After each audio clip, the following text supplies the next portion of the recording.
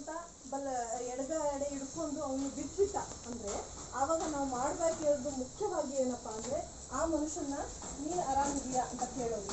ಅಂದ್ರೆ ಮೊದಲು ನಾವು ತಿಳ್ಕೋಬೇಕು ಅವನಿಗೆ ತೊಂದರೆ ಆಗಿದೆಯೋ ಇಲ್ಲ ಅಂತ. ಕೆಲವೊಬ್ರು ಶುಗರ್ ಬಂದು ಬಿದ್ದೋಗ್ಬಿಡ್ತಾರೆ, ಕಡಿಮೆ ಶುಗರ್ ಆಗಿ ಬಿದ್ದೋಗ್ಬಿಡ್ತಾರೆ. ಕೆಲವೊಬ್ಬರಿಗೆ ಮೂರ್ಛೆ ಬರುತ್ತೆ, ಅಂದ್ರೆ ಪಿಡ್ಸ್ ಏನಾದರೂ ಇರುತ್ತೆ, ಅಂಥವ್ರು ಬೀಳೋ ಚಾನ್ಸಸ್ ಇರುತ್ತೆ. ಆದರೆ ನಮಗೇನು ಫಸ್ಟ್ ಹಾರ್ಟ್ ಇಂದ ತೊಂದರೆ ಆಗಿ ಅವ್ನು ಬಿದ್ದಿದ್ದಾನೆ, ಹಾರ್ಟ್ ಅಟ್ಯಾಕ್ ಅವನಿಗೆ ಅಟ್ಯಾಕ್ ಆಗಿದೆ ಅನ್ನೋದನ್ನ ನಾವು ಮೊದಲು ತಿಳ್ಕೊಬೇಕು. ಒಂದೇದು, ಅವನಿಗೆ ನಾವು ಫಸ್ಟು ಕೇಳಬೇಕು, ನೀನು ಆರಾಮಿದೆಯಾ ಅಂತ ಹೇಳಿ. ಅವ್ನು ಏನೂ ರೆಸ್ಪಾನ್ಸ್ ಮಾಡ್ತಾ ಇಲ್ಲ ಅಂದರೆ, ಅವನೇನು ಕಂಪ್ಲೀಟ್ಲಿ ರೆಸ್ಪಾನ್ಸ್ ಮಾಡ್ತಿಲ್ಲ ಅಂತಂದರೆ ಆವಾಗ ನಾವೇನು ಮಾಡಬೇಕು, ಅವನಿಗೆ ಇಲ್ಲೊಂದು ಪಲ್ಸ್ ಇರುತ್ತೆ ಸರ್, ಇಲ್ಲೊಂದು ಪಲ್ಸನ್ನು ನಾವು ನೋಡಬೇಕು. ಅಲ್ಲೂ ಏನು ಇಲ್ಲ, ಅವನಿಗೆ ಏನು ಟೋಟಲಿ ಅವನು ಬಿದ್ದುಬಿಟ್ಟಿದ್ದಾನೆ, ಅವನಿಗೆ ಏನು ಇದಾಗಿಲ್ಲ ಅಂದರೆ ಏನು ರೆಸ್ಪಾನ್ಸ್ ಬರ್ತಾ ಇಲ್ಲ ಅಂತಂದರೆ ನಾವು ಮತ್ತೆ ಈ ಮನುಷ್ಯ ಅಂದ್ಕೊಂಡ್ರಿ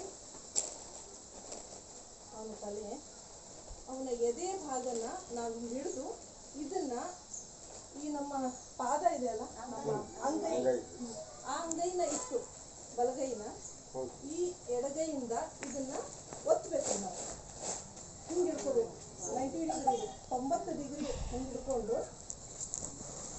ಇದನ್ನ ಒತ್ತಬೇಕು. ಅದು ಎಷ್ಟು ಒಳಗೆ ಹೋಗ್ಬೇಕಂತಂದ್ರೆ 2 ಇಂಚ್, 2ರಿಂದ 2.5 ಇಂಚು, ಒಂದು ಗೇಳು ನಾವೇನೋ ಒಂದು ಬೆರಳು ಅಂತೀವಲ್ಲ, ಒಂದು ಬೆರಳಷ್ಟು ಒಳಗಡೆ ಹೋಗ್ಬೇಕು. ಅದನ್ನ ಒತ್ತಬೇಕು. 1 2 3 4 5 6 7 8 9 10 11 12 13 14 15 16 17 18 19 20 ಹಂಗೆ 30 ಬಾರಿ ಒತ್ತಿದ ಮೇಲೆ ನಾವೇನ್ ಮಾಡಬೇಕು, ಆ ಮನುಷ್ಯನ ಬಾಯಿಗೆ 2 ಸತಿ ಉಸಿರಾಡ್ಬೇಕು. ಇಲ್ಲಿ ಏನಾಯ್ತು, ಅವನಿಗೆ ನಾವು ಒತ್ತೋದ್ರಿಂದ ಏನಾಯ್ತು, ಅವನ ಬ್ರೈನಿಗೆ ಅಂದ್ರೆ ಅವನ ಮೆದುಳಿಗೆ ರಕ್ತ ಸಂಚಾರ ಆಯಿತು. ಅವನು ಯಾವಾಗ ಅವನ ಎದೆ ಅಂದ್ರೆ ಹೃದಯ ನಿಂತು ಹೋಗ್ಬಿಡುತ್ತೋ, ರಕ್ತ ಸಂಚಾರ ಟೋಟಲಿ ಬಂದಾಗ್ಬಿಡ್ತೈತಿ. ಆವಾಗ ನಮ್ಮ ಮೊದಲಿಗೆ ಬ್ರೈನಿಗೆ ನಾವು ರಕ್ತ ಸಂಚಾರ ಕೊಡಬೇಕು. ಈಗ ಅವನಿಗೆ ರಕ್ತ ಸಂಚಾರ ಆಯಿತು. ರಕ್ತ ಸಂಚಾರ ಆದ್ಮೇಲೆ ನಾವೇನು ಅವನಿಗೆ ಆಕ್ಸಿಜನ್ ಕೊಡಬೇಕು, ಅವನಿಗೆ ಆಮ್ಲಜನಕ ಕೊಡಬೇಕು. ಆ ಆಮ್ಲಜನಕ ನಾವು ಬಾಯಿಂದ ಹೋಗ್ಬೇಕು. ಅವನ ಬಾಯಿನ ಓಪನ್ ಮಾಡಿ ಮೂಗನ್ನ ಪಿಂಚ್ ಮಾಡಿ, ಅಂದ್ರೆ ಮೂಗನ್ನ ಹಿಡಿದು, ಯಾಕಂದ್ರೆ ನಾವು ಬಾಯಿಂದ ಹೋದ್ರೆ ಮೂಗಿನ ಬಂದ್ಬಿಡ್ತೈತಿ ಗಾಳಿ, ನಾವು ವೇಸ್ಟ್ ಆಗ್ಬಿಡುತ್ತೆ. ಮೂಗನ್ನ ಹಿಡಿದು ನಾವು ಅಂತ 2 ಸತಿ ಊದ್ಮೇಲೆ ಮತ್ತೆ 30 ಸತಿ ಕಂಪ್ರೆಷನ್ ಕೊಡಬೇಕು, ಒತ್ತಬೇಕು.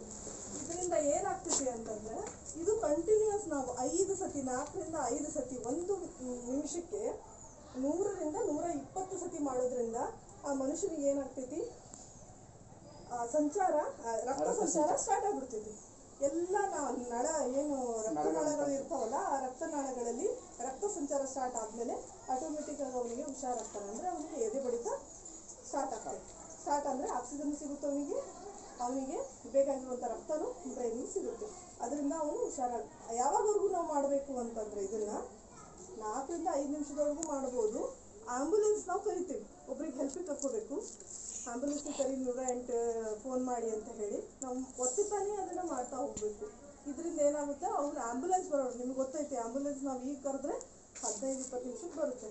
ಯಾಕಂದ್ರೆ ಟ್ರಾಫಿಕ್ ಇರುತ್ತೆ, ಅಲ್ಲಿ ಕಷ್ಟ ಆಗುತ್ತೆ ಅವರಿಗೆ, ಬೇರೆ ಕರೆದಿರ್ತಾರೆ ಬೇರೆ ಕಡೆ. ಆ ಕಾಲ್ ಮಾಡಿ ಬರೋ ಅಷ್ಟರಲ್ಲಿ ನಮಗೆ 15 ನಿಮಿಷ ಆಗುತ್ತೆ. 15ರಿಂದ 20 ನಿಮಿಷ ಇಟ್ಕೊಳ್ರಿ, 20 ನಿಮಿಷವರೆಗೂ ಆಗುತ್ತೆ.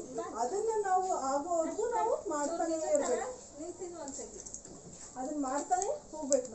ನಾವು ಮಾಡೋದ್ರಿಂದ ಆ ಮನುಷ್ಯನಿಗೆ ನಾವು ಏನ್ ಮಾಡಿದ್ರೆ ಒಂದು ಜೀವ ಕೊಟ್ಟಂಗ ಆಗುತ್ತೆ. ಯಾಕಂದ್ರೆ ಇದರಿಂದ ಎಷ್ಟೋ ಜನ ಉಳಿಸಬಹುದು. ಯಾಕೆ ಇದು ನಿಮಗೆ ಯಾಕೆ ಹೇಳ್ತಾ ಇದ್ದೀವಿ ಅಂದ್ರೆ, ನಿಮಗೆ ಮಾಡ್ಲಿಕ್ಕಂತೂ ಆಗಂಗಿಲ್ಲ. ಯಾಕಂದ್ರೆ ಟ್ರೈನ್ ಪರ್ಸನ್, ಯಾರು ಪರಿಣಿತರು ಇರ್ತಾರೆ, ಯಾರಿಗೆ ಅದ್ರ ಬಗ್ಗೆ ತರಬೇತಿ ಇರುತ್ತೋ ಅವರಷ್ಟೇ ಇದನ್ನ ಮಾಡ್ಲಿಕ್ಕೆ ಸಾಧ್ಯ, ಹೌದಾ? ಆದ್ರೆ ನೀವೇನ್ ಮಾಡ್ಬೋದು ಅಂತಂದ್ರೆ, ನೀವು ಆಂಬುಲೆನ್ಸ್ನ ಕಟ್ ಮಾಡ್ಬೇಕು.